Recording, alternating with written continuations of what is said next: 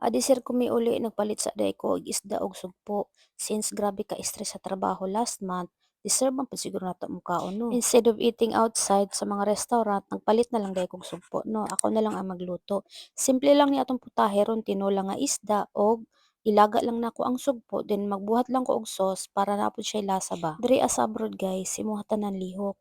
Trabaho, pag human sa trabaho, ikaw pa'y magluto, ikaw pa'y maglaba, ikaw tanan magbuhat sa buluhaton sa balay kay kung dili gani ka molihok, kay kaunon magutom ka. Ug kung gusto pud nimo daghang kag kwarta, dako imong sweldo, pwede man pud ka magsige order sa gawas.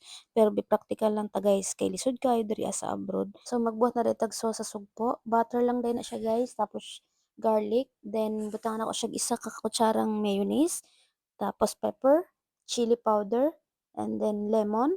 Og napod kay cajun powder pwede pod siya guys, pero wala man jud ko so mao lang na akong gibutang. So mao na siya guys, ang sauce mao na siya akong giluto, sabaw na isda, sugpo ug kanon. Tara mga unta guys.